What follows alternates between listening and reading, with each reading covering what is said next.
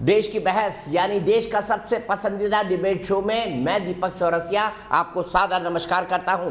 आप जानते हैं देश का इकलौता डिबेट शो है जिसके अंदर हम अपने दर्शकों को उनके घरों से बड़े बड़े पैनलिस्ट के साथ उनको जोड़ते हैं, उनकी बहस करवाते हैं, उनके पॉइंट ऑफ व्यू को देश के सामने रखते हैं और उन्हीं के द्वारा चुने गए मुद्दों के आधार पर देश की बहस को करते हैं। हम 3 सवाल देते हैं और 3 सवालों में से एक सवाल को आप चुनते हैं कि आप किस मुद्दे पर बहस को देखना चाहते हैं। आज का मुद्दा भी कोरोना ही है और इसीलिए हमने आज जो सवाल पूछा था उसको ग्राफिक्स के जरिए हम देख लेते हैं। ग्राफिक्स में हमने 3 सवाल आपसे पूछे थे, एक बंगाल की हिंसा पर था, एक दूसरा कोरोना के ऊपर था और जो तीसरा सवाल था वो था भारत का रुख भाप यूएन ने पाकिस्तान को कैसे दिखाया आईना। लेकिन 72% लोगों ने बोला है कोरोना का दम कब निकलेगा या आएगी तीसरी लहर। प्रधानमंत्री के chief scientific adviser Vijay Raghavan ने यह कहकर सनसनी मचा दी है कि कोरोना की तीसरी लहर जरूर आएगी। सवाल यह है कि क्या सही रणनीति के साथ कोरोना के ऊपर काबू पाया जा सकता है, क्या तीसरी लहर को नियंत्रित किया जा सकता है। आज इसी मुद्दे पर होगा डिस्कशन। सवाल यहां पर यह भी है कि ऑक्सीजन को लेकर लगातार हाईकोर्ट और सुप्रीम कोर्ट के अंदर सुनवाई चल रही है।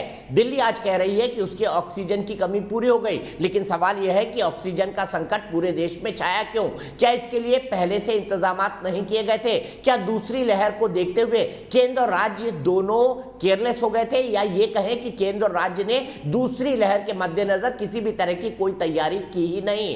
पहले जब कोरोना आया था तब हमने देखा था कि किस तरह से तत्परता से प्रधानमंत्री नरेंद्र मोदी ने लॉकडाउन लगाया था। लॉकडाउन लंबा चला था और उसके चलते कोरोना की पहली लहर का उतना असर नहीं हुआ क्योंकि हमारे पास ना तो इंफ्रास्ट्रक्चर था, ना कोरोना को हम जानते थे, ना हमारे पास बेड्स थे, ना हमारे पास लैब्स थे जो कोरोना की टेस्टिंग कर सके। लेकिन इन सब तैयारियों के बावजूद दूसरी लहर में हम आखिरकार सरेंडर क्यों हो गए कोरोना के सामने? और अब तीसरी लहर को आने की बात की जा रही है, तो क्या हम उसके लिए तैयार हैं? इन्हीं तमाम मुद्दों पर बात होगी। लेकिन आज देख लेते हैं दिन भर सुप्रीम कोर्ट और पूरे देश में कोरोना को लेकर क्या क्या हुआ। देश भर में अभी कोरोना की दूसरी लहर से ही 2-4 होना पड़ रहा है, लेकिन अब तीसरी लहर के आने की जानकारी भी वैज्ञानिक दे रहे हैं। इस बीच तीसरी लहर को लेकर सुप्रीम कोर्ट ने चिंता जताते हुए सरकार से पूछा है कि उनकी तैयारी क्या है, जबकि सुनवाई में केंद्र ने अपना पक्ष रखते हुए कोरोना को काबू करने के लिए हो रहे प्रयासों पर कोर्ट को अवगत कराया। 1 मई से हम देखें तो daily new recovery versus daily new cases में कुछ वृद्धि नोट की गई है, जो कि 75% अगर 1 मई को थी तो वह बढ़कर अब 89% रिकवरी हो चुकी है और जो हमारे लिए एक पॉजिटिव विषय है। इस बीच कोरोना केस में मामूली कमी आने के पिछले 3 दिनों के बाद एक दिन में अब 4.25 लाख नए संक्रमण के केस सामने आए हैं।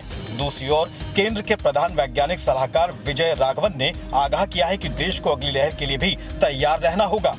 Where does SARS coronavirus 2 go from here? A phase 3 is inevitable, given the high levels of circulating virus. But it's not clear on what time scale this phase 3 will occur. Hopefully, incrementally, but we should prepare for new waves. हालांकि महामारी को मात देने के लिए डॉक्टरों और नर्सों के साथ साथ अब भारतीय सेना भी इस अदृश्य दुश्मन के खिलाफ हमला बोल चुकी है। खुद रक्षा मंत्री राजनाथ सिंह लगातार प्रधानमंत्री के संपर्क में हैं। ऑक्सीजन की देश भर में सप्लाई से लेकर सेना ने अपने अस्पतालों तक को आम जनता के लिए खोल दिया है ताकि देश के एक नागरिक की सुरक्षा सुनिश्चित हो सके। दुनिया के सबसे बड़े वैक्सीनेशन प्रोग्राम के बीच कई जगह वैक्सीन के लिए लोग अपनी बारी का इंतजार कर रहे हैं, जबकि बच्चों को तीसरी लहर से बचाने की चुनौती भी सामने खड़ी है। दरअसल बच्चों की टीकाकरण पर सुप्रीम कोर्ट ने केंद्र से चिंता जताते हुए वैक्सीन पर काम करने की सलाह दी है। हम काफी हद तक एक थर्ड वेव के लिए तैयार हैं। अगर थर्ड वेव आती है तो शायद हमें इतनी परेशानियों का सामना नहीं करना पड़ेगा और हम थर्ड वेव के आने पे भी उससे लड़ने के लिए, जूझने के लिए तैयार हैं, क्योंकि अब हमारे पास ऑक्सीजन का पर्याप्त मात्रा में भंडार है, हमारे पास दवाइयाँ भी पर्याप्त मात्रा में आ गई हैं और उनका प्रोडक्शन आगे थर्ड वेव में, जैसे सेकेंड वेव से हमने सीखा कि हमें कितनी दवाइयों की आवश्यकता है, कितनी ऑक्सीजन की आवश्यकता और पड़ सकती है, तो हम थर्ड वेव की प्रिपरेशन के लिए जो हम एक्सपेक्ट कर रहे हैं कि शायद सितंबर में और अक्टूबर में आए, तो हम उसके लिए काफ़ी हद तक मुझे लगता है तैयार हैं। जानकारों के मुताबिक अभी तो दूसरी लहर का पीक आना बाकी है, जबकि जगह जगह ऑक्सीजन की कमी की खबरें लगातार आ रही हैं। जब तक ये कोरोना की सेकेंड वेव कम नहीं हो जाती। हमें डेली 700 टन ऑक्सीजन की ज़रूरत है। ऐसा ना हो कि कल 700 टन आई और आज फिर से 400-300 टन आ जाए, फिर से सारे अस्पतालों के अंदर हाहाकार मच जाएगा। ये समझना भी चुनौतीपूर्ण हो गया है कि आखिर कोरोना के पीक की तारीख क्या माने। देश की बहस में चर्चा है कि कोरोना जैसे छुपे हुए दुश्मन को खत्म करना है तो तीसरी लहर के आने से पहले ही इसका फन कुचलना होगा, यानी व्यवस्था इतनी मजबूत हो जितना भारतीय सेना और डॉक्टरों के कोरोना के खिलाफ इरादे हैं।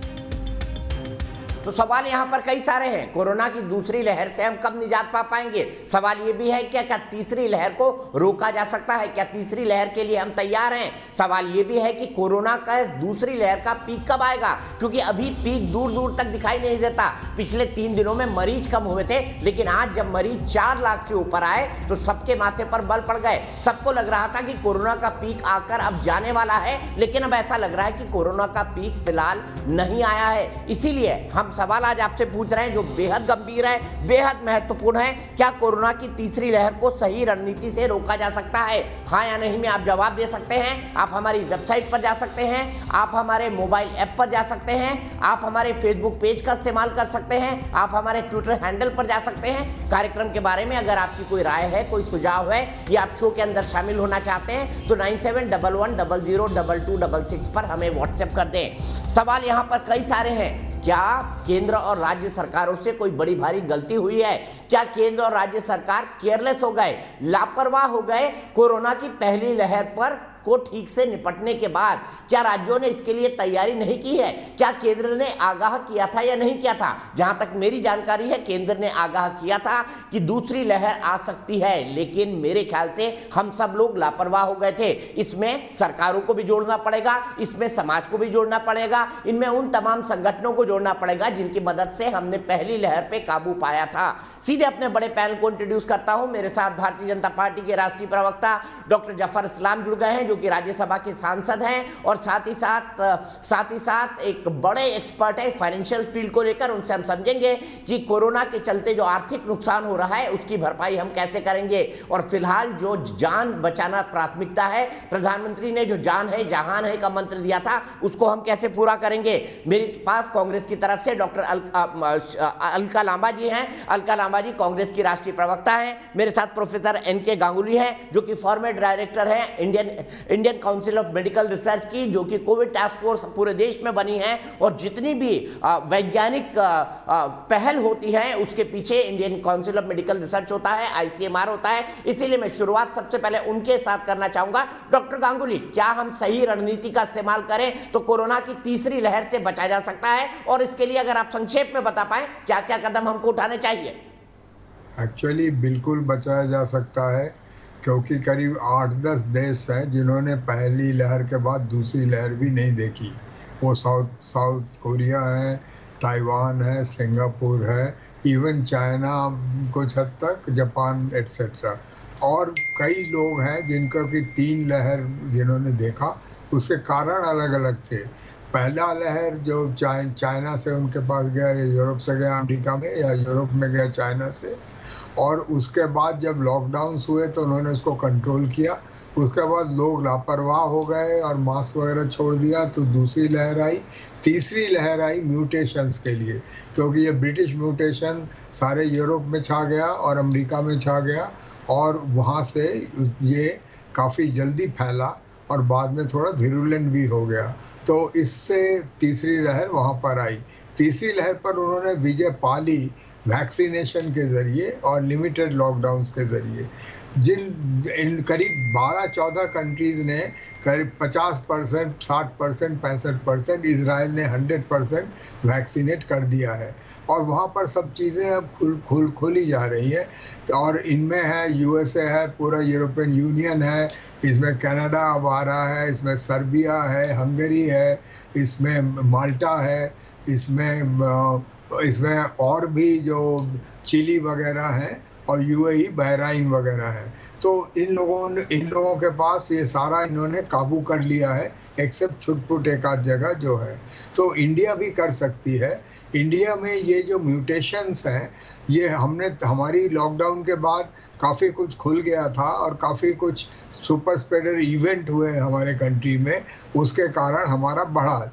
बट इसी के साथ ये म्यूटेशंस आ गए। इन म्यूटेशंस के ज़रिए जो अभी हमारे ख्याल से तो ये कौन सा पीक चल रहा है मुझे पता नहीं, ये अगर अमेरिका अगर यूरोप वगैरह लें हम तो ये सबसे बड़ा जो झपेटा है वही आके पड़ा हुआ है हमारे ऊपर। तो इसको इजीली किया जा सकता है अगर हम इसको लिमिटेड लॉकडाउन्स करें और वैक्सीनेट कर दें सारे कंट्री को अबाउट 50% 60% तक, एटलीस्ट एक वैक्सीन लगा दें और कोशिश हो कि 2 वैक्सीन लगा दें। अमेरिका ने ये किया है, 200 मिलियन लोगों को उन्होंने वैक्सीनेट कर दिया कि और वैक्सीनेशन सेंटर्स बढ़ा दिए, पूरे फार्मेसीज में वैक्सीनेशन होने लगा, स्कूलों में होने लगा, प्राइमरी सेंटर्स में होने लगा। वो करीब 5 माइल के अंदर वहाँ पर मील करके गिनते हैं, हमारे यहाँ किलोमीटर है, आदमी के पास एक वैक्सीनेशन सेंटर था। कई वैक्सीनेशन के लिए इंसेंटिव्स भी दिए गए और वहाँ पर वैक्सीन हेजिटेंसी थी, हमारे यहाँ इतनी हेजिटेंसी है नहीं। तो हमारे पास अभी वैक्सीन इतने उपलब्ध नहीं है, हमको प्रयत्न करना पड़ेगा कि हम किसी भी तरीके से चाहे इंपोर्ट करें। अभी बाइडेन ने एक और बोला है कि हम पेटेंट लॉज थोड़ा ढीला करेंगे या हटाएंगे। तो कई हमारे पास अभी जी आज की खबर है, ठीक है सर, जिसमें कि हम वैक्सीन इंपोर्ट करें, विकल्प हैं और विकल्प हैं हमारे पास, कई मौके हैं। और मैं यहां से बहस को आगे ले जाता हूं। प्रोफेसर गांगुली, मैं फिर आऊंगा आपके पास और आपसे समझने की कोशिश करूंगा वैक्सीनेशन के बारे में कि वैक्सीनेशन में क्या हमने कोई फंडामेंटल गलती करी है। लेकिन रीना गुप्ता जी, आज बकायदा कोर्ट के अंदर यह सवाल उठा कि गोल पोस्ट बकायदा बार बार जो आम आदमी पार्टी की सरकारें बदल रही है। पहले आपने कहा 400 मेट्रिक टन ऑक्सीजन चाहिए, फिर 600 हुआ, फिर 700 हुआ, अब आप 900 की बात कर रहे हैं। मानता हूं कि 730.7 मेट्रिक टन के लिए अरविंद केजरीवाल ने शुक्रिया किया है केंद्र सरकार का, लेकिन आपके पास इतना इंफ्रास्ट्रक्चर उपलब्ध नहीं है कि इतनी ऑक्सीजन को आप ले सके। तो बार बार आप ये डिमांड क्यों बढ़ाते जा रहे हैं? देखिए दीपक जी, ऑक्सीजन की जो डिमांड है ये केंद्र सरकार का एक बहुत ही क्लियर सा फॉर्मूला है। जो आपके आईसीयू बेड्स होते हैं उसमें 24 लीटर प्रति मिनट की डिमांड होती है और जो आपके नॉन आईसीयू बेड होते हैं उसमें 11 लीटर प्रति मिनट की डिमांड होती है। तो ये मेरा फॉर्मूला नहीं है, आम आदमी पार्टी का फॉर्मूला नहीं है, दिल्ली सरकार का फॉर्मूला नहीं है, केंद्र सरकार का फॉर्मूला है। और इसी फॉर्मूले के आधार पर हम मांग करते आ रहे हैं कि हमें 976 मेट्रिक टन ऑक्सीजन चाहिए। इतनी ऑक्सीजन अगर हमें मिल जाएगी तो जो रोज दिल्ली के एसओएस के जो फोन कॉल आते हैं दिल्ली के नागरिकों से और दिल्ली के अस्पतालों से, वो सब आने बंद हो जाएंगे। हमारी प्लानिंग ये भी है कि हम 10,000 ऑक्सीजनेटेड बेड बढ़ाना चाहते हैं दिल्ली में और हम 2,000 आईसीयू बेड्स बढ़ाना चाहते हैं। इसका पूरा इंफ्रास्ट्रक्चर तैयार है, डॉक्टर्स, नर्सेज, बेड्स, जगह सब कुछ तैयार है। कॉमनवेल्थ विलेज में, यमुना कॉम्प्लेक्स में, राधा स्वामी सत्संग व्यास में, संत निरंकारी में, इन सब जगहों में पूरा इंतजाम हो चुका है। जैसे ही हमें ऑक्सीजन की सप्लाई मिलेगी वैसे ही हम 976 टन मिलेगी, वैसे ही हम इसको बढ़ा देंगे। जहां तक ऑक्सीजन का सवाल है दीपक जी, मैं सीधे इसी सवाल को ले जाता हूं, इसी सवाल को मैं ले जाता हूं सैयद जफर इस्लाम के पास। जवाब रीना जी हम छोटे छोटे रखते हैं ताकि हम बातचीत की स्पीड को बढ़ा सके। मैं सीधे जफर इस्लाम जी के पास चलता हूं। जफर इस्लाम जी, मुझे ये बताइए, रीना का ये कहना है कि हमने तो आपके फॉर्मूले के हिसाब से ऑक्सीजन मांगा है, तो ऐसे में सुप्रीम कोर्ट में ये कहने की जरूरत क्यों पड़ी कि ऑक्सीजन को लेने के लिए कोई सिस्टम नहीं है दिल्ली सरकार के पास? और दूसरा, ये बार बार डिमांड क्यों बढ़ा रहे हैं? देखिए, ये डायनेमिक प्रोसेस है, जैसा उन्होंने कहा है कि डायनेमिक प्रोसेस है। 2 चीजें उन्होंने दलील दी है, अब उसकी कितनी सच्चाई है ये तो आपको पता चलेगा जाहिर है आगे आने वाले दिनों में। कि इन्होंने 21,000 बेड से और थोड़े बेड बढ़ाए, 21,000 बेड बढ़ाए और कुछ बेड बढ़ा रहे हैं। कुछ आईसीयू के मरीज ज्यादा हैं यहाँ पर दिल्ली में बनिस्बत और शहरों में, और बड़े शहरों के मुताबिक आईसीयू के मरीज ज्यादा हैं यहाँ पर, ऐसा दलील दिया इन लोगों ने। और यहाँ पर जो उनकी जरूरत है वो हर दिन जो आईसीयू में ज्यादा लोग जा रहे हैं, इसलिए हकीकत ये है कि दिल्ली के मरीज तो हरियाणा जा रहे हैं, हिमाचल जा रहे हैं, देहरादून जा रहे हैं। मैं ऐसे कई लोगों को जानता हूं जफर जी जो देहरादून जाकर अपना इलाज करा रहे हैं। मैं आपको बताना चाहता हूं, चूंकि मैं बंबई से बिलोंग करता हूं, मैंने अपने कई दोस्तों को दिल्ली के रहने वाले हैं, चूंकि मैं भी दिल्ली में हूं, मैंने उनसे अर्ज किया कि आप बॉम्बे चले जाइए, मुंबई में आपका अच्छा इलाज भी होगा और वहां पर ऐसी मारामारी नहीं है। जैसी यहाँ पर मारामारी है, और वहां कम ऑक्सीजन में भी काम हो रहा है। शायद उनकी प्लानिंग अच्छी है, नहीं मुझे मालूम नहीं, लेकिन यहाँ पर एक बड़ा कोहराम मचा के रखा है यहाँ की सरकारों ने। लेकिन बहरहाल सरकार ने, जिम्मेदार सरकार है सेंट्रल गवर्नमेंट, उन्होंने पूरा ऑक्सीजन दिया जितना कि आज मुख्यमंत्री को पब्लिकली उनका कोई ऑप्शन नहीं बचा, तो उन्होंने जाके देश प्रधानमंत्री को धन्यवाद भी कहा। हकीकत यह है कि कहीं ना कहीं मिसमैनेजमेंट भी इस सरकार से हो रहा है, इसलिए सुप्रीम कोर्ट के ऑब्जर्वेशन, मेरे नहीं, सुप्रीम, रीना जी आप मेरे ना कहने से और हाँ कहने से कुछ आपको दलील देने की जरूरत है, सुप्रीम कोर्ट में दलील दीजिएगा। सुप्रीम कोर्ट का ऑब्जर्वेशन बता रहे, मैंने अपने बारे में ऑब्जर्वेशन बताया, सुप्रीम कोर्ट का ऑब्जर्वेशन है कि आपको सीखना पड़ेगा और स्टेट से और सिटी से कि कैसे वहां पर इंतजाम, वहां पर कम ऑक्सीजन में कैसे वहां पर मैनेज करें, जबकि पेशेंट वहां भी उतने ही है जितने पेशेंट आपके यहाँ पर है, फिर भी वहां मैनेज कैसे कर रहे हैं। तो ये आपके सिर्फ नकारने से हकीकत थोड़ी बदल जाएगी कि जो भी चाहा बोल दिया। भाई सुप्रीम कोर्ट का कोई ऑब्जर्वेशन है तो संजीदगी से सोचिए उसको। में ज्यादा पेशेंट है, लेकिन महाराष्ट्र कैसे मैनेज कर रहा है और दिल्ली क्यों नहीं कर पा रहा है, ये सवाल जरूर सुप्रीम कोर्ट ने आज उठाया है। जफर भाई मैं आगे जाऊंगा, लेकिन रीना जी मैं बिल्कुल आपके पास जाऊंगा, लेकिन बड़ा अन्याय होगा अलका लांबा जी के साथ अगर मैं उनसे एक कमेंट ना लूं। अलका लांबा जी मैं आपसे जानना चाहता हूं, केंद्र और आम आदमी पार्टी की सरकार, आप तो आम आदमी पार्टी की सरकार को नजदीक से जानती है, मैं आपसे यह समझना चाहता हूं कि क्या वाकई केंद्र और आम आदमी पार्टी की सरकार में ऑक्सीजन को लेकर जो रस्साकशी चल रही है, क्या वो ये जताने और ये बताने के लिए कि हम तो इसलिए नहीं कर पा रहे क्योंकि हमको केंद्र का सहयोग नहीं मिल रहा? धन्यवाद दीपक जी, आपने मुझे मौका नहीं दिया, आपने दिल्ली की जनता को इन दोनों सत्ताधारी दल के प्रवक्ताओं से सवाल करने का मौका दिया, इसलिए दिल्ली आपका धन्यवाद करती है। इन दोनों से पूछना चाहते हैं, क्या एक आदर्श उदाहरण नहीं पेश हो सकता था कि किस तरह से इस आपदा में एक कोऑर्डिनेशन देश की सरकार, क्योंकि दिल्ली केंद्र शासित है, दोनों सरकार एक बेहतरीन उदाहरण पेश कर सकती थी कि प्रधानमंत्री मुख्यमंत्री मीटिंगें हुई, हमने देखा किस तरह से वीडियो कॉन्फ्रेंसिस को जारी किया गया, उसको लीक किया गया, और लड़ाई जो काम प्रधानमंत्री जी को करना चाहिए था वो सुप्रीम कोर्ट कर रहा है, जो दिल्ली के मुख्यमंत्री को करना चाहिए था वो हाई कोर्ट कर रहा है, और दोनों ने इन दोनों को शुतुरमुर्ग बताया है। आज हाई कोर्ट ने बोल दिया है कि दिल्ली सरकार शुतुरमुर्ग बनी हुई है, अपना इनका जो ढांचा है वो बिल्कुल बर्बाद हो गया। रीना जी से पूछिए, आज दिल्ली के मुख्यमंत्री आए और कहा वाह हमने अभी ना दिल्ली सरकार की जो वेबसाइट है आप क्लिक करिए, घर बैठे ऑक्सीजन पाइए। अभी एक टीवी के पत्रकार ने क्लिक किया है और वो क्लिक खुला नहीं, और कहा तैयारी चल रही है, तो तैयारी के बिना प्रेस कॉन्फ्रेंस करने की जल्दी क्या होती है, घोषणाओं की जल्दी क्या होती है। और रीना जी से एक सवाल करूंगी, इन्होंने कहा कि 900 मैट्रिक टन मिल जाता तो 21,000 बिस्तर तैयार हो जाते, चलिए नहीं मिल रहा 19,000, अभी कितना चाहिए, कितने बिस्तर पर, कहते हैं 7,000 हमें 700 मैट्रिक टन चाहिए, मिल कितना रहा था 300-400, यानी कि आप देखिए कितना कम था। वो जो कम था क्या उसकी वजह से लोगों ने दम तोड़ा, जिसे आप छुपा रही हैं कि ऑक्सीजन की, क्योंकि लोग कोरोना से नहीं मर रहे, आपका जो टाइटल है ना कोरोना का दम कब निकलेगा, कोरोना का दम अभी तो नहीं निकल रहा है, लेकिन कोरोना की में जो तैयारियों की वजह से, इन दोनों की तैयारियों की ना होने की वजह से लोगों का दम निकल रहा है। और अभी रिपोर्ट आ गई है मई के दूसरे हफ्ते में 8 लाख से 9 लाख मामले प्रतिदिन होने वाले हैं, और मौत का आंकड़ा जो 4,000 रोज का पहुंच चुका है 8,000 पहुंच जाएगा। इनकी तैयारी क्या है, इनकी तैयारी क्या है?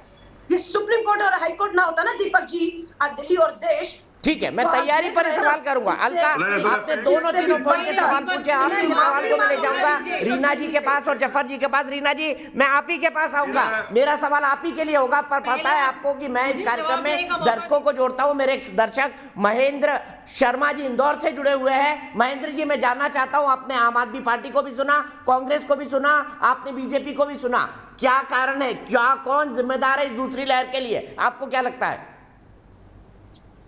दूसरी लहर बहुत तेजी से फैली है और केंद्र सरकार और राज्य सरकार ने इनको सुरक्षित करने के लिए कोई कार्रवाई नहीं कर पाई है, और वर्तमान में तीसरी लहर भी आने की संभावना है। केंद्र के वैज्ञानिक और सलाहकार के विजय राघवन ने बताया है कि तीसरी लहर की महामारी प्रदेश में आने वाली है। इसको रोकने के लिए केंद्र सरकार और राज्य सरकार को मिलकर काम करना चाहिए और अधिक से अधिक वैक्सीन देश में लगाना चाहिए। जब तक वैक्सीन नहीं लगेगी तब तक इस महामारी से मुक्ति नहीं मिलेगी। केंद्र सरकार ने 18 से 45 वर्ष के लोगों को वैक्सीन लगाने का आह्वान किया है। जी आपने जब तक आपका वक्त इतना ही है महेंद्र जी, जब तक वैक्सीन नहीं लगेगी तब तक महामारी से हम नहीं बच पाएंगे। सीधे मैं रीना जी के पास चलता हूं। रीना जी, जब दूसरी लहर आई आप तैयार नहीं थे, आपने कहा सबसे बढ़िया है ऑक्सीजन के लिए चिल्लाना शुरू करो, इंफ्रास्ट्रक्चर से लोगों का ध्यान हट जाएगा, कम बेड है इससे लोगों का ध्यान हट जाएगा, बाकी चीजों से लोगों का ध्यान हट जाएगा। तो ये तो बहुत अच्छी डाइवर्जन टैक्टिक्स थी कि एक दिन 300 टन मांगा, दूसरे दिन 400 मांगा, तीसरे दिन 600 मांगा, तीसरे दिन चौथे दिन 900 मान लिया, और लोग यही सोचते रहे कि भाई केंद्र तो इनको ऑक्सीजन नहीं दे रहा, लोग तो मरेंगे। तो लोग ये कह रहे हैं कि आम आदमी पार्टी और कोर्ट भी ये मान रही है कि ये आपकी डाइवर्जन टैक्टिक्स थी, असल मुद्दों को भटकाने के लिए ऑक्सीजन का हवा क्रिएट कर दीजिए। दीपक जी, जिस तरह आपने बीजेपी और कांग्रेस को बोलने का मौका दिया है, मुझे भी बोलने का मौका दीजिए, बीच में मत काटिएगा, पहली बात। दूसरी बात, ये मैं नहीं कह रही हूँ, ये सारा सुप्रीम कोर्ट मैंने आपको एक बार भी नहीं काटा रीना जी। कोर्ट ने, आपने मुझे पूरा बोलने का जवाब देने का मौका नहीं दिया।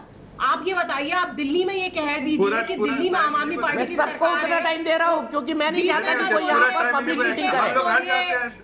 हम लोग हट जाते हैं, इन्हीं को दे दीजिए पूरे समय बात करने के लिए, लोगों को गुमराह करने के लिए इनको समय दे दीजिए। हम हट जाते हैं भाई। मैं बोल लूं? अरे भाई आप बोल रही, कोई बीच में डिस्टर्ब नहीं कर रहा। जफर भाई बोलने दीजिए, कंक्लूड करने दीजिए, सबके पास एक मिनट है, एक आपने तो गुमराह किया। पूरे करें। 56 सर्वे के बाद पता चला सारे जगह पर गैस ऑक्सीजन है, 56 हॉस्पिटल में पूरे पर्याप्त ऑक्सीजन है। आप झूठ बोल रही हैं, आप झूठ बोल रही हैं। 56 हॉस्पिटल में सर्वे के बाद पता चला, बिल्कुल 56 हॉस्पिटल में सर्वे के बाद पता चला पर्याप्त मात्रा में ऑक्सीजन है, और आप जो है ऑक्सीजन की यहाँ पर मुझे लगता है जफर भाई कंक्लूड कर लेने दीजिए उनको। आप मुझे कंप्लीट नहीं करने दे रहे, बोलने दीजिए मुझे। नवंबर में लास्ट ईयर में पार्लियामेंट्री कमेटी ने बोला था कि देश में ऑक्सीजन की कमी होने वाली है। अप्रैल में फिर बोला गया देश में ऑक्सीजन की कमी होने वाली है। केंद्र सरकार ने ऑक्सीजन के लिए कुछ भी नहीं करा। इलाहाबाद हाई कोर्ट दिल्ली सरकार ने मैं जरा जवाब दूंगा। दीपक जी पूछिए, क्या एक साल में दिल्ली सरकार प्लांट नहीं लगा सकती थी? अभी अरविंद केजरीवाल जी कहते हैं 1 महीने में 44 प्लांट, 1 महीने में अरविंद केजरीवाल जी 44 प्लांट लगाएंगे। हाँ, लेकिन एक साल में एक प्लांट नहीं लगाएंगे। केजरीवाल जी का वो वीडियो दिखाइए, दोनों ने मारा है, नहीं है मारने वाले हत्यारे ये दोनों है, ये भाजपा और आम आदमी। अच्छा, एक एक करके रीना जी को कंक्लूड कर लेने दीजिए, मैं दोनों के पास जाऊंगा। रीना जी प्लीज, अलका आप सवाल पूछेंगे, बिल्कुल पूछेंगे, जफर भाई भी सवाल पूछेंगे, रीना भी सवाल पूछेंगे आपसे, लेकिन रीना को कंक्लूड करने दीजिए। हमसे क्या सवाल? देखिए दीपक जी, ऑक्सीजन की सप्लाई जो है पूरे देश में केंद्र सरकार रेगुलेट करती है। 20 अप्रैल को दिल्ली का कोटा बढ़ाया गया था। आज तक ये सुप्रीम कोर्ट में, हाई कोर्ट में ये पेश करते रहे कि ऑक्सीजन सप्लाई करना तो हमारी जिम्मेदारी ही नहीं है। आज फाइनली जब कोर्ट ने कहा कि ये कोर्ट की अवमानना है, फाइनली इन्होंने माना कि ऑक्सीजन पूरे देश में सप्लाई करने की केंद्र सरकार की जिम्मेदारी है, और सुप्रीम कोर्ट ने सीधे सीधे बोला, और मैं कोट करके बोल रही हूँ, 700 टन दिल्ली को देना ही पड़ेगा। अब हमें कल पहली बार 700 टन दिया गया है। अब देखिए हम कितनी तेजी से दिल्ली में बेड्स बढ़ाते हैं, आईसीयू बेड्स बढ़ाते हैं। अगर नहीं होता है तो कल आप मुझे फिर टीवी प्रोग्राम पे बनाइए और तब मुझसे सवाल पूछ। और देखिए ठीक है रीना जी, लेकिन आपने मेरे सवाल का जवाब नहीं दिया। जानबूझकर ऑक्सीजन का हवा बनाकर आपने एक नैरेटिव बनाने की कोशिश की कि हम कोरोना से इसलिए नहीं लड़ पा रहे हैं क्योंकि हमारे पास ऑक्सीजन नहीं है। मैं खुद कुछ व्यवहारिक दिक्कतें आपको बताऊंगा, लेकिन जफर इस्लाम जी, महेंद्र शर्मा जी को इंदौर से आपने सुना, वो आप पर भी आरोप लगा रहे कि केंद्र सरकार ने कुछ नहीं किया और केंद्र सरकार दूसरी लहर के लिए बिल्कुल आंखों पर हाथ धर के बैठी रही। देखिए अभी ये कहा है हाई कोर्ट ने। अभी मैं इनको बताना चाहता हूं कि इन्होंने कहा गैस का एलोकेशन जो है सेंट्रल गवर्नमेंट एलोकेट करती है, डिस्ट्रीब्यूशन, प्रोक्योरमेंट, लॉजिस्टिक्स सब इनकी जिम्मेदारी है, सारे स्टेट ने किया। मैं आपको बहुत सारे प्रूफ जो सुप्रीम कोर्ट में दस्तावेज में दिए भी गए हैं, हलफनामा में दिए गए, जिसमें लिखा है कि ये 2-2 दिन तक जो गैस प्रोड्यूसिंग कंपनी जो है वो जो इंतजार करती रही, दिल्ली सरकार ने उठाया नहीं। लास्ट में इन्होंने कहा कि भाई हम इनकॉम्पिटेंट हैं। जब सुप्रीम कोर्ट के एक मिनट सुन लीजिए, अभी आप कह रहे देखिए, अरे आप जरा सा तो आप जब हमें कह रहे थे कहने के लिए कोटा देंगे, वहां से कैसे दिल्ली लेके आएगी? अच्छा, तो बाकी जगह आपके घर पे, तो इन्होंने कहा दहलीज पे लाके दीजिए, वरना मैं सबको मार दूंगा। अरे मेरे दहलीज पे लाके दीजिए, वरना सबको मारी देंगे सारे पेशेंट को। यूपी, हरियाणा, कर्नाटका, सब जगह भाजपा की सरकार है। देखिए, मैं तो मैं महिला से नहीं करूंगा, इन महिला से मैं तो मैं नहीं करना चाहता हूं इनको। ये पहले कुछ बोल रही थी, इनका जो दो चेहरा जो है ना, रीना जी सुन लीजिए उनकी बात प्लीज। रीना जी सुन लीजिए उनकी बात। आप बोल लीजिए, अगर आपको और कुछ बोलना है। मैं तो कह रहा हूँ, मैं हट जाता हूँ। आपको बोलना, मैं हट जाता हूँ भाई। आप झूठी तारीफ करते रहिए अपनी। अरे हरियाणा परियाणा छोड़िए, पहले अपनी बात सुनिए। दिल्ली की बात हो रही है, ऑक्सीजन दिल्ली की बात कीजिए। आप दिल्ली की है, दिल्ली की आप सरकार, दिल्ली की बात कीजिए। दिल्ली की सरकार की बात हो रही है यहाँ पर। 56 से ऐसे 56 अस्पताल ऐसे जहाँ पर पर्याप्त मात्रा में ऑक्सीजन है। आप झूठ बोल रहे थे। आप चूंकि मेडिकल इंफ्रास्ट्रक्चर नहीं डेवलप किया, आपने बेड्स नहीं बनाए, बाकी हिंदुस्तान का सबसे अच्छा मेडिकल इंफ्रास्ट्रक्चर हिंदुस्तान का दिल्ली में है। ये सब लोगों को जानना चाहिए। उसके बाद भी विफल रहे। क्या आप बोलते किसी गांव में तो समझ में आता था। आप अपनी विफलता को मत छिपाइए। आप लोगों को गुमराह किया है, हमने बनाया है सर। आप लोगों को गुमराह किया है। आप देश के कैपिटल में रहते लोगों को बहुत दिखाट उतारा है। हजारी सरकार, दिल्ली सरकार है, 15% खर्च करती है। अरे आप कुछ नहीं खर्च करती है। आप सिर्फ झूठ बोलना जानती है। झूठ बोलने के अलावा आप कुछ नहीं जानती हैं। आप मिसलीड करना जानती हैं। आपको 56 हॉस्पिटल में जब सर्वे के बाद पता चला पर्याप्त मात्रा में ऑक्सीजन है, फिर कहा आप पूरे तौर से एक्सपोज हो गए। देखिए, और सबको इन्होंने क्या कहा था, बेड अवेलेबल है। मैंने इनके बड़े प्रवक्ताओं से कहा, भाई मैं इस ऐप पे देखिए बेड अवेलेबल नहीं है। मैंने कई चैनल पे सामने एक्सपोज कर दिया कि आप देखिए बेड अवेलेबल है, फोन कीजिए, लाइन लगी हुई है। भैया कह रहे ऐप देखो। देखिए, झूठ मत बोला कीजिए। जनता से जब खाती वही है तो सच बोलिए। केजरीवाल ने कहा कि घर घर तक पहुंचाएंगे ऑक्सीजन। किधर पहुंचाए? अगस्त में बोला था। घर घर तक पहुंचाएंगे जब हमें देंगे ऑक्सीजन। ये अरे तो आपने अगस्त में किस बेसिस पे अनाउंसमेंट किया? नहीं, किस बेसिस पे अनाउंसमेंट किया? तो आप झूठ बोलते हैं ना। आप या तो लोगों को गुमराह करते हैं, दवाइयां संभाल रही हैं, गुमराह करने का काम करते हैं। देखिए, ऐसे में आपने अपनी विफलताओं को छुपाने के लिए आपने मनगढ़ंत कहानियां रची। जब वैक्सीन है, ठीक है, दोनों एक दूसरे पर मत भिड़िए, दोनों एक दूसरे पर मत भिड़िए। मुझे अलका जी के पास भी जाना है, मुझे अलका जी के पास भी जाना है। थोड़ा सा कंट्रोल रीना जी, थोड़ा सा कंट्रोल जफर भाई। मुझे दोनों के पास जाना है। मैं सीधे अलका जी के पास चलूंगा। अलका जी एक तस्वीर दिखा रही है। अलका जी, क्या तस्वीर है ये? और मैं आपसे ये जानना चाहता हूँ, दिल्ली के जो हालात है उसके हिसाब से आप उसके लिए कौन जिम्मेदार है, और क्या अब हालात बेहतर होंगे? क्या हम तीसरी लहर को रोक पाएंगे? दीपक जी, मैं आप ही का चैनल देख रही हूँ जिसमें बच्चों तक की चिंता की जा रही है और सवाल सत्ता से दोनों से किया जा रहा है। और ये बच्चे की तस्वीर मैं आपको दिखा रही हूँ। इस बच्चे को ऑक्सीजन नहीं मिल रहा है। ये दिल्ली यूनिवर्सिटी में एक लेक्चरर है, उनका बच्चा है, ऑक्सीजन के बिना है। भारतीय राष्ट्रीय युवा कांग्रेस के अध्यक्ष को कहा तो वो अब जाकर इनके पास ये मदद लेकर पहुंचे हैं। कहाँ ये सरकार है? ये टीवी चैनल पे एक दूसरे पर आरोप प्रत्यारोप लगा रहे हैं। शर्म आनी चाहिए, उठ जाइए राजनीति से ऊपर, भूल जाइए कुछ दिन के लिए राजनीति। ये चुनाव का अखाड़ा नहीं है, ये चुनाव का अखाड़ा नहीं है। बच्चे तक मौत की होने जा रहे हैं, तीसरी लहर आने वाली है। शर्म करिए। इस तस्वीर के बाद तो माफी मांग लेते, इस तस्वीर के बाद तो माफी मांग लेते दोनों नेता बैठकर। अभी शर्म नहीं है।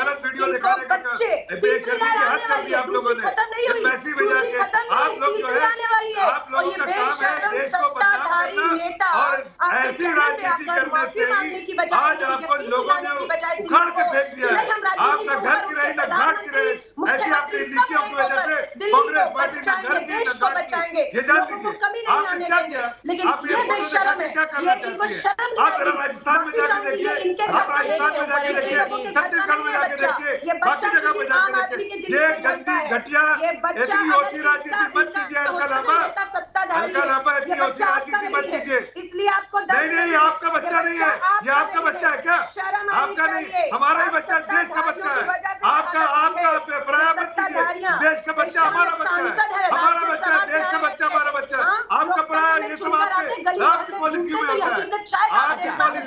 हम लड़े, मैं सीधे प्रोफेसर नारायण के पास चलता हूँ।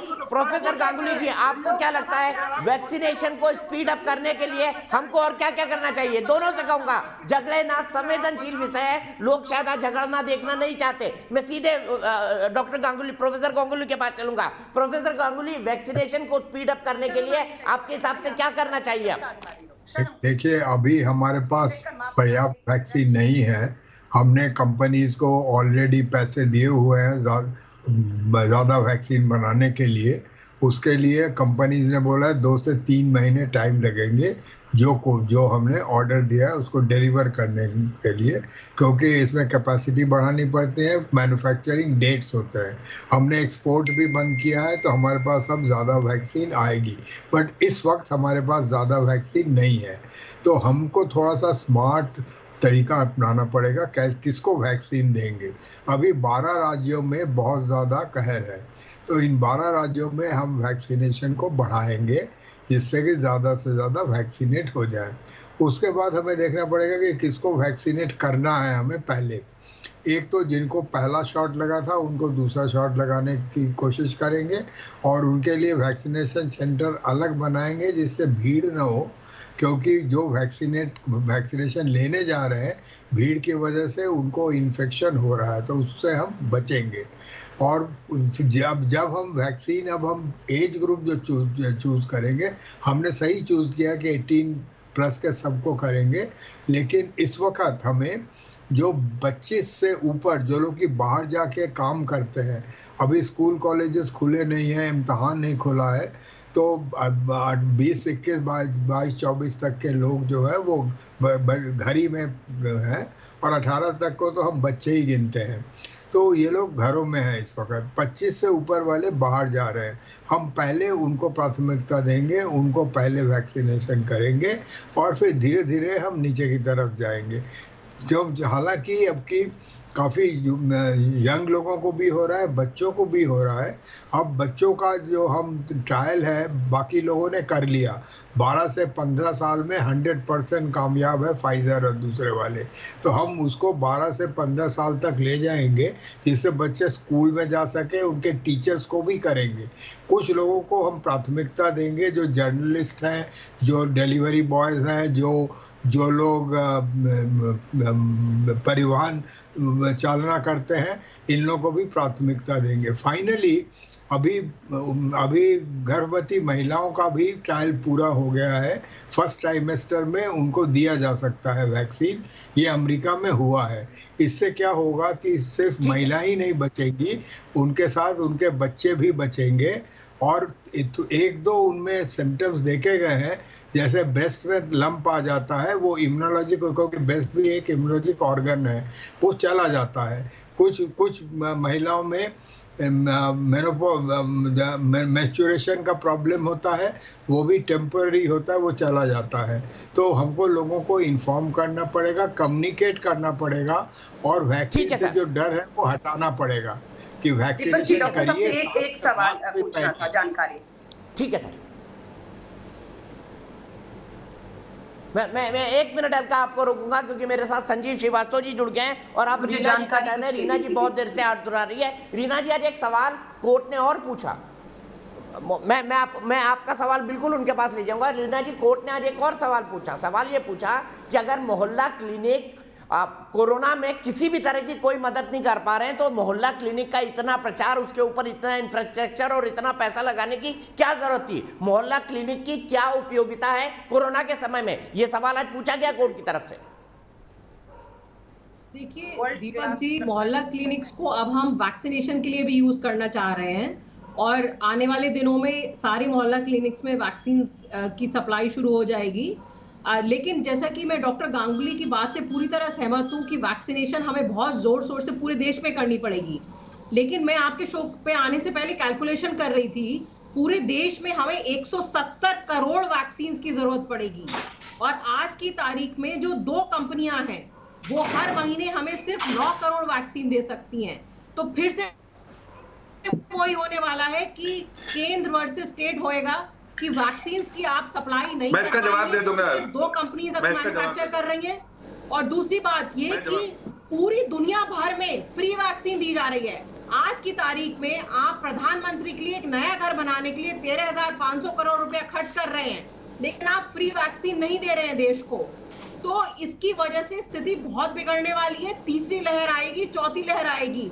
और आज भी अगर केंद्र सरकार जाग जाए और जो 3-4 वैक्सीन जो WHO ने बाकी सारे देशों में अप्रूव करनी है, वो हमें इंडिया में अप्रूव करनी चाहिए, उनकी सप्लाई बढ़ानी चाहिए, उनको पेटेंट फ्री करके और ज्यादा से ज्यादा फैक्ट्रीज को, मैन्युफैक्चरिंग PSUs को हम यूज कर सकते हैं। इसमें हमारे जो देश के कानून है, इसमें बहुत सारे ऐसे प्रावधान है कि अगर केंद्र सरकार चाहे तो इस वैक्सीन को एसेंशियल कमोडिटी के अंतर्गत लाके और इसको ठीक है, बहुत लेकिन रीना जी एक बात पे, ठीक है, मैं एक राइडर आपको लगाना चाहूंगा कि वो प्रधानमंत्री का घर नहीं बन रहा है, बल्कि एक पूरा प्रोजेक्ट बन रहा है जिसमें सबसे पहली प्रायोरिटी दुनिया के सबसे बड़े लोकतंत्र की नई संसद बनाना है, क्योंकि पुरानी संसद अब यूज करने लायक नहीं बची है। सीधा मैं जफर इस्लाम जी के पास चलूंगा। जफर इस्लाम जी, कैसे करेंगे वैक्सीन की इस कमी को पूरा, ये कहना चाह रही है अलका? देखिए, आज के दिन में उन्हें भी पता है कि कितनी प्रोडक्शन उन्होंने कहा, लेकिन मैं आपको बता देता हूं कि अगले महीने जुलाई के आखिर तक जो रैंप अप किया हमने प्रोडक्शन, तो आज का जो प्रोडक्शन है उससे बढ़ के 200 मिलियन डोजेस बनना, मतलब 20 करोड़ डोजेस जो है बनना शुरू होगा। ये हमारे जो इंडिजिनस प्रोडक्शन जो देश के अंदर होगा। उसके अलावा सोर्सिंग के लिए हमने कई और जो है वैक्सीन है उससे बात चल रही है सरकार की। यूएस ने भी कुछ 6 करोड़ वैक्सीन भेजी है, प्लस हमारी बातचीत चल रही है और एडवांस बहुत सारी चीज अभी पब्लिक डोमेन में नहीं, लेकिन हमने उसके लिए काम सरकार ने कर लिया है। मैं इतना बताना चाहता हूँ कि वैक्सीन के, अरे भाई चुपचाप रहिए, आप झूठ बोल के मत, आप झूठ फ्रेम मत कीजिए, आप बहुत कोई झूठ नहीं बोल रहे। आप केजरीवाल का काम है झूठ बोलना, केजरीवाल का मतलब है झूठ बोलना। घर तक पहुंचा देंगे ऑक्सीजन, फलाना कर देंगे जी, ऐसा मोहल्ला क्लिनिक में जी ऐसा हो रहा है, दिन भर ऐड होता है, ऐड चलता रहता है, झूठ का। आप तो चुप ही रहिए, अच्छा है, मैं आपको जवाब दे रहा हूँ, आप वैक्सीन पर जवाब दे रहा हूँ। अब वैक्सीन कहाँ से लाएंगे आप बताइए? ये आपके रीना जी जवाब सुन लीजिए प्लीज। रीना जी आपका टाइम बिल्कुल खामोश रहे हो, आप जवाब सुन लीजिए, उनको भी मौका मिलना चाहिए अपनी बात को पूरी तरह रखने का। देखिए, 2-3 बातें जो उठी तो दीपक भाई मैं बताना चाहता हूँ। पहली बात कि लोग फ्री कर रहे हैं, सेंट्रल गवर्नमेंट फ्री ही दे रही है स्टेट को, और मुझे पैसे की कोई चिंता नहीं है। वैक्सीन फ्री ही मिलेगी, कोई चिंता नहीं, किसी को कोई पैसे। सरकार ने जो एलोकेशन के रखा है 35,000 करोड़, उससे भी ज्यादा जरूरत पड़ी आज वो सफिशिएंट है, लेकिन उससे भी ज्यादा जरूरत पड़ी तो भी सरकार दे देगी, लेकिन पैसे की कोई चिंता नहीं है। तो ये आपने दिमाग से कि सारे देश में इनको चुप रहने की आदत ही नहीं, इनको टुप बोलने की आदत है। सुन तो लीजिए, बाद में एक बार कर लीजिएगा क्वेश्चन। क्या सुनने में दिक्कत है आपको? आप तो इतना लेक्चर दे रही थी चौरसिया जी को, कम से कम अपने पे अप्लाई चले जाते हैं इस तरह। कुछ भी नहीं, आप सवाल के, मैं तो कह रहा हूँ कि फ्री में मिलेगा, ये काम में वैक्सीन जुमला नहीं है। आप ये बताइए कि आप फ्री में देंगे पूरे देश को। आज आप बोल रहे हैं, आज आप नेशनल टीवी पे ये बोल रहे हैं कि आप फ्री में देंगे पूरे देश को। पैसे की कोई चिंता नहीं है, खुल के बोल रहा हूँ। 35,000 करोड़ का एलोकेशन है। ये केजरीवाल की सरकार ने झूठ फरेब बोल के लोगों को गुमराह करे। 600 रुपए का रेट क्यों अप्रूव किया है आपने, फिर बताइए आप। अरे आप वो देखिए, अभी आपका सवाल नहीं है तो मैं, आप छोड़िए 1,000 रुपए का हो, आपको अगर ऐसा आपको फ्री में मिलेगा ना, इसलिए आप चिंता मत कीजिए। आपकी चिंता तो यही फ्री में, जब कह रहा हूँ बजटरी एलोकेशन 35,000 करोड़ का है, ये नेगोशिएशन ये सारे सरकारों ने लिखा था स्टेट के कि लिबरलाइज कीजिए, लिबरलाइज किया, हमने नेगोशिएट कर लिया, आप कीजिए नेगोशिएट। जैसे बहुत प्राइस डीरेगुलेशन और दो अलग बातें होती हैं जफर जी। लिबरलाइजेशन और प्राइस डीरेगुलेशन अलग अलग बातें होती हैं। वो ही वैक्सीन बांग्लादेश में इतनी सस्ती मिल रही है और वो ही वैक्सीन इंग्लैंड में 200 रुपए की मिल रही है। वो वैक्सीन हमारे देश में 800 रुपए की मिल रही है, क्यों? ठीक है, जफर जी का वक्त खत्म हो गया। रीना जी, इस सवाल का जवाब मैं रोहित चहल से लूंगा, लेकिन हल्का 1 मिनट के लिए मैं आपके पास आऊंगा। पहले संजीव श्रीवास्तव जी, फिर आप। संजीव जी, मैं आपसे समझना चाहता हूं, अब तीसरी लहर की बात हो रही है, आपके हिसाब से हम अब नहीं जाते कि हमने क्या गलतियां की, गलतियों को हम बहुत डिस्कस कर चुके हैं और पिछले 40 मिनट से वही कर रहे थे। मैं आपसे समझना चाहता हूं, आपके हिसाब से अब सरकारों की क्या प्राथमिकताएं होनी चाहिए ताकि तीसरी लहर से हम बच सकें?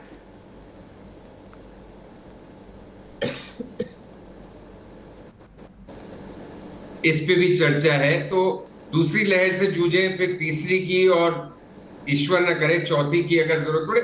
हमें तैयारी पूरी रहनी चाहिए। और मैं बिल्कुल विगत में नहीं जाना चाहता, जैसे आपने कहा दीपक, ये सही बात है कि हमसे कुछ भूल हुई और उसमें इस पे उस पे उंगली उठाना या सरकार के लिए कुछ कहने से अब कोई पर्पस सर्व नहीं होता। मैं भी 10 मिनट आलोचना कर सकता हूँ, उससे कोई लाभ नहीं है। लेकिन 2-3 बातें जो लगती हैं, एक तो ये फ्री और कॉस्ट वाली डिबेट, क्षमा कीजिएगा रीना जी, और मैं कोई बीजेपी का समर्थक नहीं, लेकिन फ्री और नॉन फ्री का कोई इशू नहीं है। असली इशू है कि देश में वैक्सीन की जबरदस्त किल्लत है।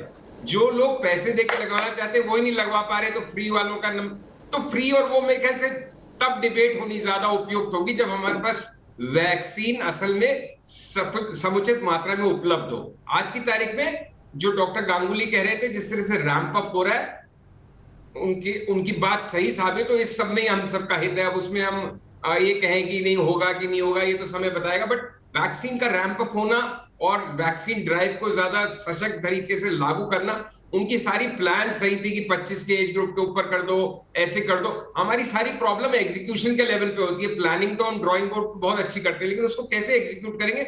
और उसके लिए मुझे लगता है एक सेंट्रल टास्क फोर्स जरूर बननी चाहिए, जिसके अंदर बिना इस बात के कि कौन किस पार्टी का है, एक ऑल पार्टी एंड सीनियर कोई ब्यूरोक्रेसी की, जैसे वहां पे फौजी साहब है अमेरिका में, यहाँ भी सीनियर लोग हैं, ऐसी बात नहीं है। बट एक एम्पावर्ड सेंट्रल कमेटी होती है। अभी भी मन में कहीं ना कहीं ऐसा लगता है कि फैसले सिर्फ टॉप लेवल पे हो रहे हैं, बाकी सब या तो हाँ में हाँ मिला रहे हैं, या ना नुकर कर रहे हैं, चुप बैठे। तो एक क्रेडिबल, विश्वसनीय सेंट्रल टास्क फोर्स बनाई जाए जो पूरे देश के लिए एक नीति बनाए। देखिए बॉम्बे में कंट्रोल किया जा रहा है ना, वहां पे सब इकबाल सिंह चहल की तारीफ कर रहे हैं, जो भी वहां का बीएमसी कमिश्नर है, तो किसी ने उसको एम्पावर किया है। तो हमें ऐसे 10-20 इकबाल सिंह चहल चाहिए। और एक बात और, आपने बिल्कुल सही कही बात कि प्राइम मिनिस्टर का घर नहीं बन रहा, पूरा कॉम्प्लेक्स बन रहा है। लेकिन अगेन बात क्या, मैं इस बात के लिए फिर आपके पास आऊंगा। मुझे एक दर्शक के पास जाना है। संजीव जी छोटा छोटा जवाब रखते हैं, हमको समझने में ज्यादा आसानी होगी। मैं सीधे एक दर्शक के पास चलता हूं, उसके बाद अलका के पास चलूंगा। मेरे साथ सुरेंद्र आनंद जी दिल्ली से जुड़ गए हैं, मेरे एक दर्शक है। सुरेंद्र जी क्या कहेंगे, कैसे वैक्सीन लगना चाहिए आपके हिसाब से? संजीव जी ने कुछ महत्वपूर्ण सजेशन दिए।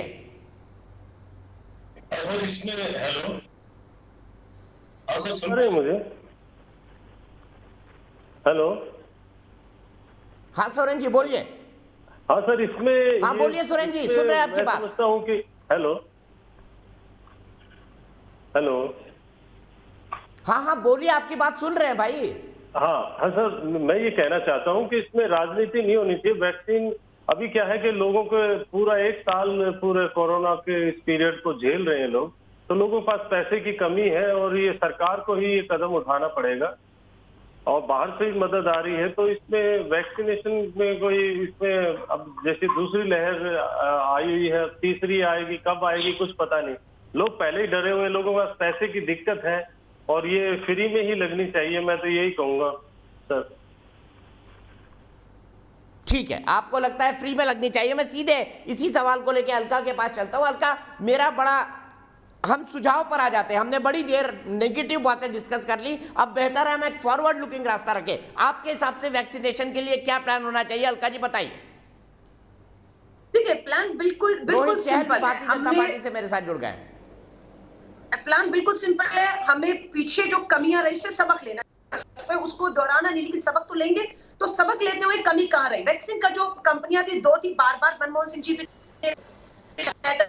स्पुतनिक को कंसीडर किया गया, और कंपनियों को करिए, कंसीडर करिए, दूसरों को प्रोडक्शन बढ़ाना है आपको लगातार, और आपको इसका रोड मैप तैयार करना है। अब दिल्ली का सवाल ये कि 27 लाख लोगों को एक वैक्सीन लग गई है दीपक जी, दूसरी नहीं लग पा रही। मैं वही डॉक्टर साहब से पूछना चाह रही थी, जैसे कि सिंपल उदाहरण, एक दुकान पर आप जब जाते हैं तो आपको 2 ही जूते चाहिए 2 पांव के लिए, एक जूता पहनकर आप आएंगे तो काम नहीं चलेगा। इसी तरह एक वैक्सीन लगाने के बाद अगर दूसरी समय रहते नहीं लगती तो वो भी बेकार है आपसे। इसीलिए एक के बाद समय रहते दूसरी नहीं लग रही, लोग कोरोना संक्रमित होकर मौत के मुंह पे जा रहे हैं। इसलिए वैक्सीन का होना बहुत जरूरी है।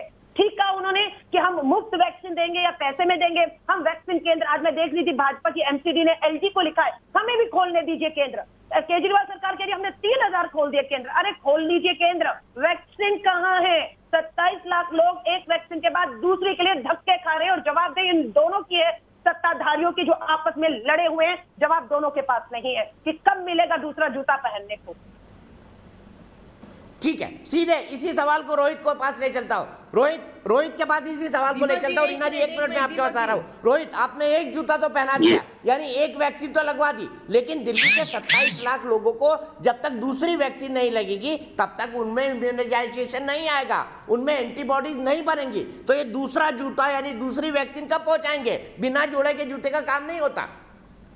दीपक जी बिल्कुल सही कहा। मुझे लगता है जिस तरीके से आज कांग्रेस लगातार आम आदमी पार्टी विपक्ष से भ्रम फैलाने का, हमने देखा जब वैक्सीन आई थी तो यही लोग, अलका लामा जी बैठी है, इन्हीं की पार्टी के नेता राहुल गांधी जी क्या कह रहे थे, उनके कांग्रेस के नेता क्या कह रहे थे, ये मोदी जी की वैक्सीन, साइंटिस्टों पे सवाल उठा दिया, वैक्सीन लगवाने से मना कर दिया लगातार। आज इन्हें वैक्सीन पहली बात देखिए, मैंने बहन आपको सुना, बहन मैं आपको बड़े धैर्य सुन रहा था, मैं बोलूं अपनी बात, मैं बोलूं बहन। देखिए अब तक दीपक जी 16 करोड़ लोगों को वैक्सीन लग चुकी है, रिकॉर्ड है, विश्व रिकॉर्ड है। ऐसा मत करिए।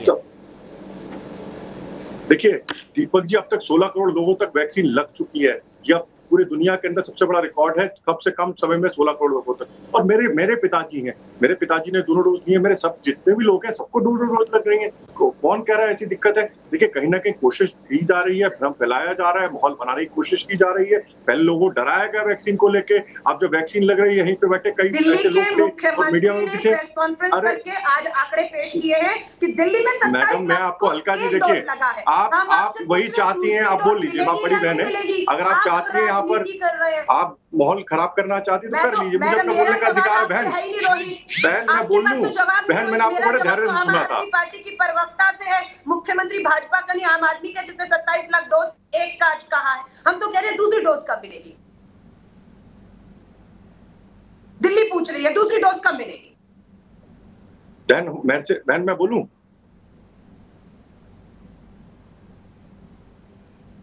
दीपक जी, रोहित जी इंतजार मत कीजिए, अलका जी प्लीज। देखिए मुझे लगता है अलका जी आपने डोज लगवाई है नहीं लगवाई है? अलका जी देखिए आपकी, मुझे लगता है आप उसके अंदर पूरी तरीके से लगवा सकती हैं, आप जाके लगवाइए, राहुल गांधी जी को भी लेके जाइए और मुझे लगता है लोगों को प्रेरणा देनी चाहिए। पूरी डोज है लेकिन आपके साथ समस्या क्या है, आप सिर्फ माहौल खराब करने में लगे हुए, लगातार प्रयास करने में लगे किस तरीके से माहौल खराब हो।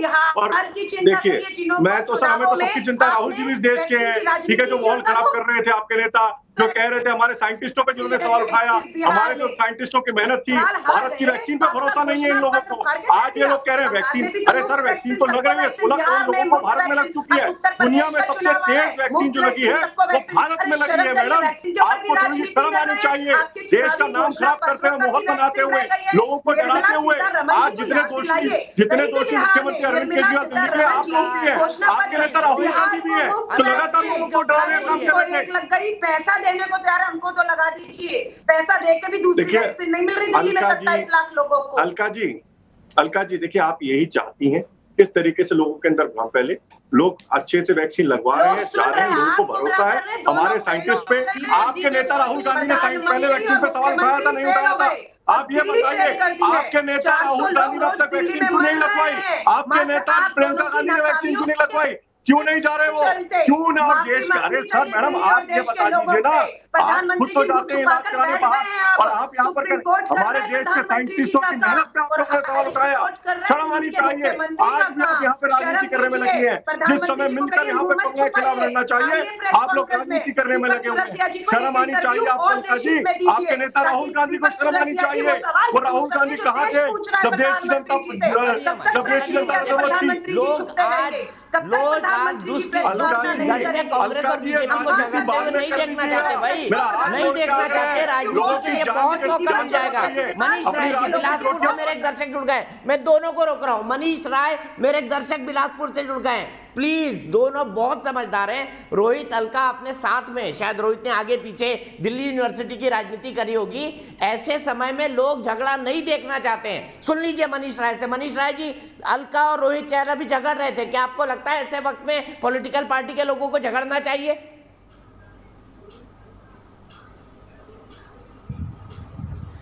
बिल्कुल नहीं। अभी राजनीति से ऊपर उठ के समाज और देश के लिए मुझे लगता है जनता के बारे में सोचना चाहिए, वैक्सीन के बारे में सोचना चाहिए और तीसरी लहर जो आ रही है, इस तीसरी लहर को रोकने के उपायों के बारे में सबको साथ मिलकर एक साथ आना चाहिए। ये देश की बात है, ये राजनीति की बात नहीं होनी चाहिए इसमें।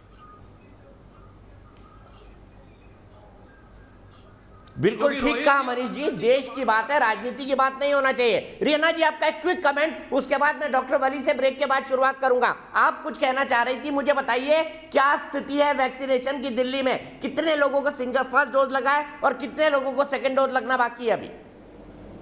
दीपक जी, अभी दिल्ली में हमारे पास 8 से 10 दिन की वैक्सीन है, लेकिन वैक्सीन के बारे में मैं आपको 2-3 बहुत इंपॉर्टेंट पॉइंट्स रखना चाहूंगी। 30 अप्रैल को सुप्रीम कोर्ट ने स्यूमोटो वैक्सीन के बारे में 4 ऑब्जर्वेशन जो पेश किए हैं। उन्होंने कहा है कि सेंटर को इंश्योर करना चाहिए कि वो 100% वैक्सीन खरीदे।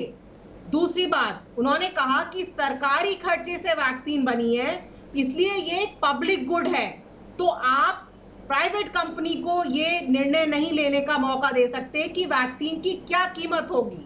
तीसरी बात, उन्होंने कहा कि अगर इस तरह से रहा तो शॉर्टेज रहेगी। Centre should invoke its powers and make sure that additional manufacturing capability is created, section 92 of the patent act. ये सारी बातें देखिए दीपक जी, मैं खुद WHO में काम कर चुकी हूँ। WHO का हमेशा से ये पॉलिसी रही है कि वैक्सीन सब जगह फ्री में सबको हर जगह मिलनी चाहिए। आप देखिए ये पहली बार नहीं है इंडिया में वैक्सीनेशन। 27 लाख लोगों को दूसरा वैक्सीन दिल्ली वालों को कब लगेगा? हमने सालों साल पल्स पोलियो का काम किया। बताइए, एक दिन में 2 करोड़ बच्चों को हमने वैक्सीन लगाई है। इंडिया जो कर दीजिए ना दिल्ली वालों के लिए। हम तो चाहते हैं दिल्ली वालों के लिए फ्री होना चाहिए। अरविंद केजरीवाल जी ने फ्री बिजली दी, फ्री पानी दिया, वैक्सीन भी दे दीजिए ना। किसने मना किया है? आप क्यों नहीं दे रहे हैं? आपने कहा भैया आपकी स्थिति पता क्या हो चुकी है? आपकी स्थिति ऐसी हो चुकी है, घरों के चिराग बुझा के ये लोग कह रहे हैं बिजली मुफ्त है। घरों के चिराग इन्होंने बुझा दिए। रोहित क्या बोल रहे हैं आप?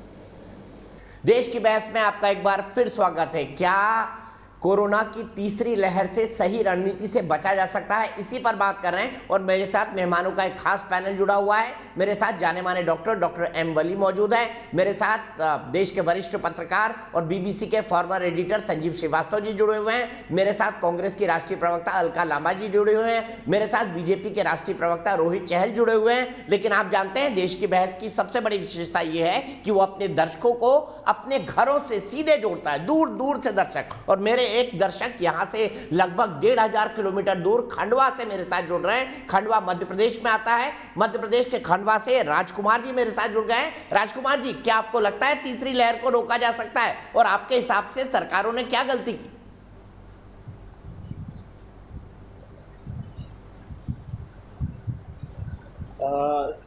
जैसे कि सर देख सकते हैं हम कि पिछले वर्ष जैसे कोरोना हमारे देश में कोरोना जैसी महामारी ने एक विकराल रूप धारण किया था।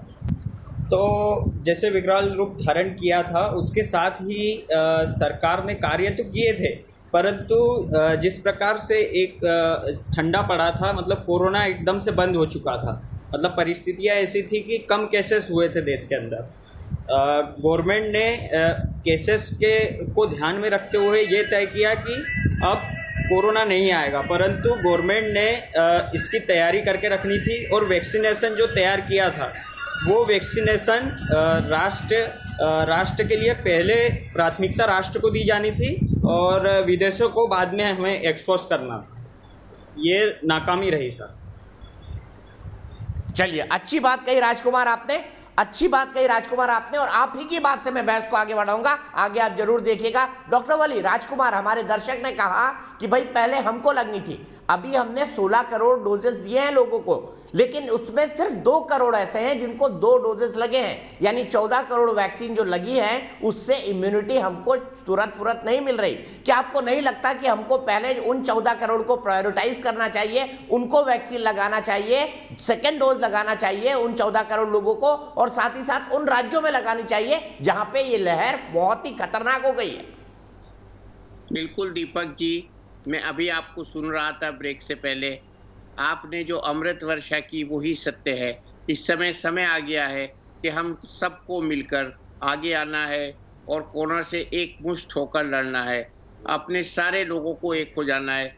जिस तरह से हमारे डॉक्टर, नर्सेस, कंपाउंडर मिलके सेवा कर रहे हैं। और वैक्सीन की जहाँ तक बात है, मैं ये कहूँगा कि वैक्सीन का डिस्ट्रीब्यूशन इतने बड़े देश में करना ये एक मेमोथ टास्क है। मुझे खुशी है कि आज से स्पुतनिक वैक्सीन इसमें ऐड हो गया है। और जो भी वैक्सीन की कमी है, मैं ऐसी आशा करता हूं कि ये आशा मेरी बिल्कुल कामयाब होगी कि वैक्सीन की कमी पूरी हो जाएगी। ये सच्चाई है कि कुछ लोग वैक्सीनेशन लगाने गए, वैक्सीनेशन करवाने गए, उनको इस तरह के बोर्ड्स देखने को मिले कि वैक्सीन आउट ऑफ स्टॉक है। ऐसा नहीं होना चाहिए था। मैं ये भी कामना करता हूँ मेरे देश के छोटे बच्चों के लिए भी रिसर्च करने के बाद उनको वैक्सीन लगाई जाए। मैं ये भी चाहता हूँ कि वैक्सीन के बीच में लकीरें न खींची जाएं कि ये 45 ईयर्स के ऊपर वालों का कोटा है और ये उनसे जूनियर्स का कोटा है। इस तरह से कहीं तो वैक्सीन ज़्यादा हो जाएगी, कहीं गायब हो जाएगी। तो ये हमको वैक्सीन से लड़ना है पहले, कोरोना से लड़ने के लिए। तो मैं ये कहूँगा कि बहुत जल्दी इस अभियान को और तेज़ किया जाए और ज़्यादा वैक्सीन अरेंज की जाएँ, बाहर से वैक्सीन किसी भी कीमत पर मंगाई जाए। मुझे खुशी है ये कहते हुए कि अमेरिका में जो बाइडन ने इसकी रॉयल्टी और इसकी जो पेटेंट है वो हटा लिया है। दूसरा, मुझे ये भी खुशी है बताते हुए कि हमारे देश में कच्चा माल के आयात पे जो पाबंदी लगी थी वो भी हटा दी गई है। लेकिन मुझे बड़ा दुख है कि वैक्सीन को बेचा जा रहा है। इस समय तो ऐसा समय था कि पैसे लगाकर इन्वेस्ट करके हर एक को फ्री मुहैया कराई जाती वैक्सीन, या ये कह दिया जाता कि जो लोग अफोर्ड कर सकते हैं उनके लिए हमारी कोई जिम्मेदारी नहीं, अपनी खरीद लें, और बाकी लोगों को फ्री लगाई जाती। अगर वैक्सीन लग रही है तो भी मैं ये गर्व से कहूँगा कि मेरे देश में वैक्सीन सबसे सस्ती लग रही है और सब जगह अवेलेबल है, और ये अवेलेबल नहीं है तो कराई जाए। तो ये बहुत ज़रूरी है। मैं यहाँ एक बात और भी कहूँगा कि अगर हम थोड़ा बहुत स्टाफ जो वैक्सीन में ड्यूटी कर रहा है उसको निकाल कर लोगों की जान बचाने में लगाएं। आज की तारीख में जान बचाना बहुत जरूरी है, जीवन बहुत जरूरी है। जिस हिसाब से मौतें हो रही हैं, ऑक्सीजन की कमी देखने में आ रही है जो हमने कभी नहीं देखी थी, कभी नहीं सुनी थी। अस्पतालों में बेड नहीं है, ऑक्सीजन ब्लैक, और आज तो एक खबर आ रही थी बेंगलोर से कि बेड ब्लैक हो रहे हैं। ये कमाल की खबरें आ रही हैं। मुझे बड़ा दुख होता है ऐसी खबरें सुन के, मुझे बड़ा अफसोस होता है, मेरा दिल रोता है। दीपक जी, आप इस बात का आह्वान कीजिए लोगों में कि हम एकजुट होकर हम वैक्सीन भी अरेंज करें, वैक्सीन लगवाएं, कोई ऐसा न रहे जिसको वैक्सीन न लगे, और हम कोरोना से संबंधित जो अनुशासन है ठीक है, हम पालन करें। यहीं से बात शुरू करते हैं। अलका लांबा जी, मैं 1 मिनट में आपके पास आ रहा हूं, 1 मिनट में आपके पास आ रहा हूं। मैं पहले संजीव जी 30 सेकंड लीजिए डॉक्टर साहब। वो ये था कि आज मुझे खुशी हुई कि लोगों ने लॉकडाउन को रियलाइज किया और शाम खबर आई कि हमारे देश की कितनी ट्रेनें, मेरे ख्याल से 20 के अराउंड 23 या 24 ट्रेन कैंसिल हुई हैं। ये है स्पिरिट कि मैं बाहर नहीं जाऊंगा, चाहे मेरा रिजर्वेशन है, मैं नहीं जाऊंगा। तो ये बात बहुत अच्छी है। ये एक उदाहरण है, एक एग्जाम्पल है लॉकडाउन पे अमल करने का। और मैं फिर बार बार आपकी चैनल पे यही कहता हूँ, लॉकडाउन मेरे पैरों की बेड़ी है, लॉकडाउन मेरा मास्क। ठीक है डॉक्टर, मैं संजीव जी के पास चलता हूँ। संजीव जी, एक तो आप एक कोई पॉइंट जोड़ना चाहते थे, और दूसरा मैं जानना चाहता हूँ कि हमने 16 करोड़ के पहले डोज की वैक्सीन लगाई, 16 करोड़ लोगों को टोटल वैक्सीन लगाई, 2 करोड़ लोगों को 2 डोज मिली है, 14 करोड़ को सिर्फ पहला डोज मिला है। क्या सेकेंड डोज वालों को इफेक्टेड स्टेट्स में हमको प्रायोरिटाइज करके वैक्सीन नहीं लगवाना चाहिए? क्या ये वे फॉरवर्ड नहीं हो सकता है ताकि उनको तो कम से कम इम्यूनिटी मिले, उन 14 करोड़ लोगों को जिनको पहली डोज लग चुकी है? आज की तारीख में दिल्ली में दूसरी डोज लगाने के लिए लोग पैसे से भी जा रहे हैं तो उनको वैक्सीन नहीं मिल रही। 27 लाख डेफिनेटली सेकेंड डोज लगनी चाहिए जब टाइम आए। अब 14 करोड़ में से कितने लोग हैं जिनको 6 से 8 हफ्ते या 10 हफ्ते हो गए हैं, क्योंकि कोवैक्सीन का टाइम पीरियड अलग है, सेकंड डोज का कोविशील्ड का अलग है। तो उसको ध्यान में रखते हुए सेकंड डोज तो लगनी, ये तो बिल्कुल नो ब्रेनर है आपकी बात की सेकंड डोज को बहुत एम्फसाइज करना चाहिए, नहीं तो फर्स्ट डोज भी बेकार हो जाएगी अगर ज्यादा लंबा गैप हो गया। लेकिन मेरे ख्याल से अभी उस तरह की स्टेज नहीं आई कि बहुत गैप हो गया, क्योंकि कोविशील्ड में 8 से 10 हफ्ते का समय अब दे रहे government. So vaccination is a must. देखिए, अब मेरे से पहले जो डॉक्टर साहब बोल रहे थे बहुत कवि के अंदाज में, लेकिन बहुत सही बातें कह रहे थे वो। असल में बात यह है कि हमको बहुत ज्यादा सारे देश को इस समय एक ऐसे लीडरशिप की आवश्यकता महसूस हो रही है जो लोगों को तो घर से नहीं निकलना चाहिए बिना आवश्यकता, लेकिन एक रैलिंग फोर्स बननी चाहिए। इसीलिए मैं बार बार कह रहा हूं कि एक सेंट्रल टास्क फोर्स है ऐसे जिसको हम कांग्रेस बीजेपी आप पार्टी में नहीं बांट सके, जिस पे पूरे देश का विश्वास हो। और इसमें अभी कोई कहने में किसी को गुरेज नहीं होना चाहिए कि इस समय हमारी, चाहे वो कांग्रेस पार्टी है, चाहे आप पार्टी है, चाहे इवन बीजेपी लीडरशिप है, इस पे पूरे देश का विश्वास किसी भी एक दल या किसी भी एक नेता पर नहीं है। और इसलिए एक ऐसी सर्वदलीय या एक सेंट्रल या एक कोऑर्डिनेटेड टीम होनी चाहिए जिसकी बात पूरी देश माने। और दूसरी बात जो पहले कहना चाह रहा था, मैं बिल्कुल सहमत हूं दीपक कि नई संसद भी बननी चाहिए, नए मॉडर्नाइजेशन होने चाहिए, नए हवाई जहाज भी आने चाहिए प्राइम मिनिस्टर प्रेसिडेंट के, लेकिन हर चीज का एक समय होता है और एक मैसेजिंग की बात होती है। जो प्राइम मिनिस्टर अपने को इतना जमीन से जुड़ा हुआ मानते और हैं, इतने अच्छे लिसनर हैं, अगर वो इस समय इस तरह का मैसेज देते हैं कि हम कुछ चीजें जो नॉन एसेंशियल है आज की स्थिति में उसको डेफर कर दे, तो कोई पहाड़ नहीं गिर जाएगा। देश को एक तसल्ली मिलेगी कि आवश्यक चीजों पे ही खर्च हो रहा है।